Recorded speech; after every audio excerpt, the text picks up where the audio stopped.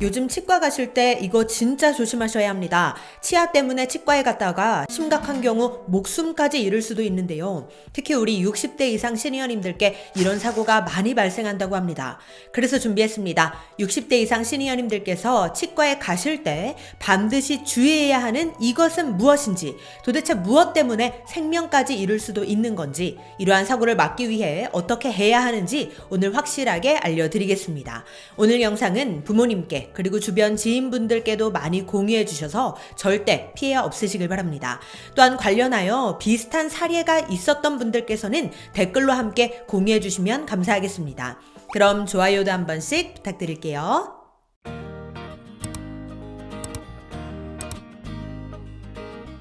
안녕하세요. 시니어를 위한 꼭 필요한 정보 시니어 전성시대입니다. 우리 시니어님들 치과 자주 가시나요? 남은 인생을 건강하게 살기 위해서는 무엇보다도 치아가 건강해야 하기 때문에 요즘은 특히 치아 건강을 위해 치과를 방문하시는 우리 시니어님들 많이 계십니다. 그 중에서도 임플란트 건수가 정말 많이 늘고 있습니다. 실제로 최근 4년간 임플란트 상담을 위해 치과를 방문한 환자 수를 살펴보면 19년도에 56만 명, 20년도에 55만 4천 명, 21년에 59만 5천 명, 22년에 63만 명 정도라고 합니다. 그 정도로 치과에 방문하시는 분들이 늘어나고 있다는 건데요. 그런데 문제는 치과에서 발생하는 이 사고도 지속적으로 나타나고 있다는 겁니다. 게다가 사고 발생 10명 중 7명은 60대 이상 고령자라고 하는데요. 요즘 특히 이러한 사고가 지속적으로 발생되고 있어 한국소비자원과 대한치과의사협회가 공동으로 소비자 안전주의보까지 발령한 상황입니다.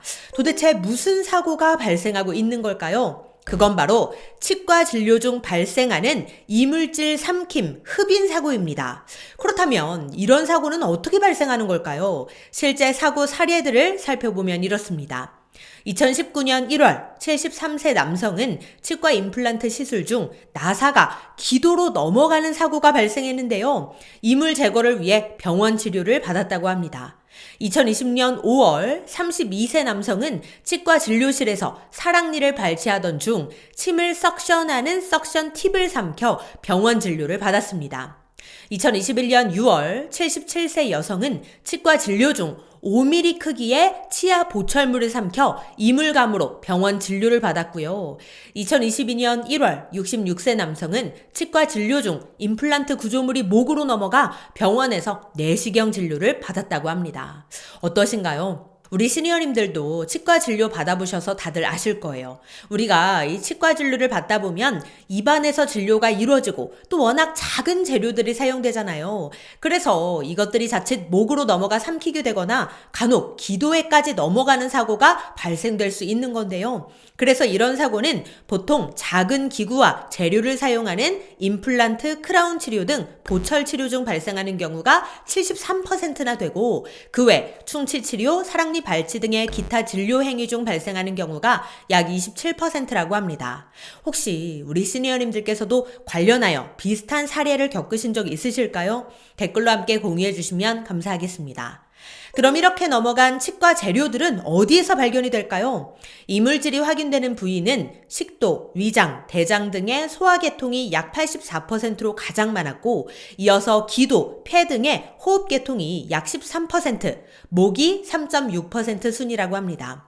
그런데 이 중에서도 정말 위험한 게 기도로 넘어가는 거잖아요. 그러면 숨을 못 쉬어서 생명에 위협을 줄 수도 있으니까요. 그런데 그래도 다행인 건 이물질이 기도로 넘어갈 때 우리가 강하게 기침을 하게 되면서 즉 기침 반사작용에 의해 이물질의 흡인을 막는다는 겁니다.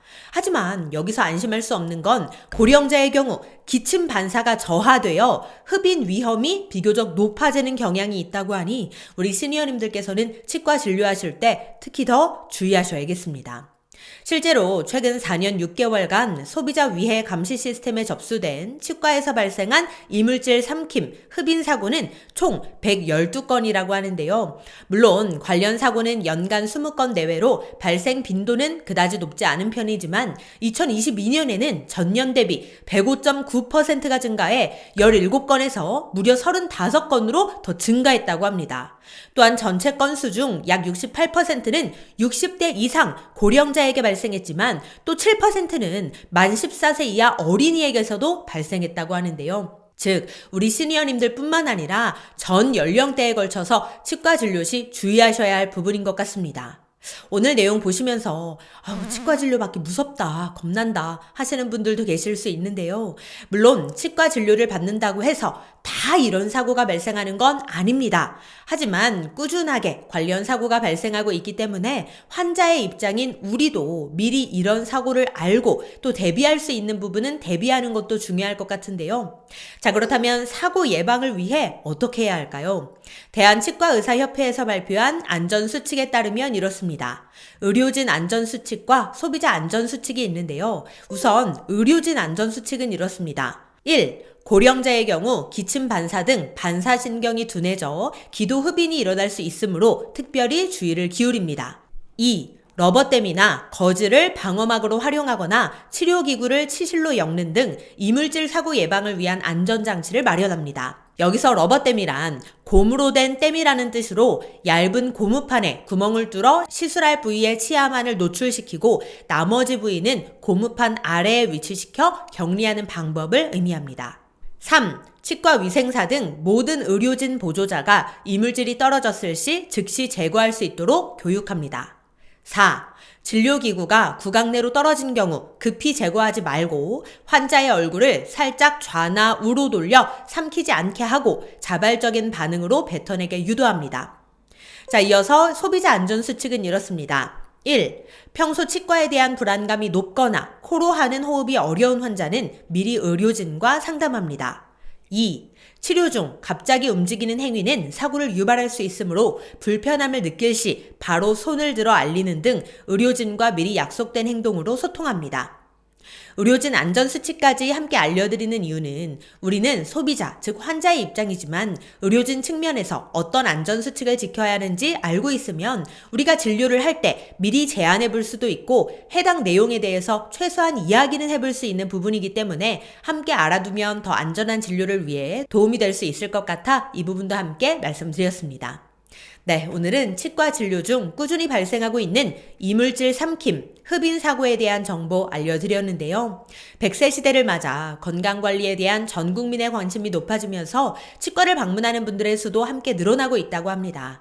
그만큼 더 안전한 진료를 위해 우리도 이런 사고에 대한 내용을 미리 인지하고 또 예방할 수 있으면 좋겠다는 마음에서 오늘 정보 준비하게 되었습니다.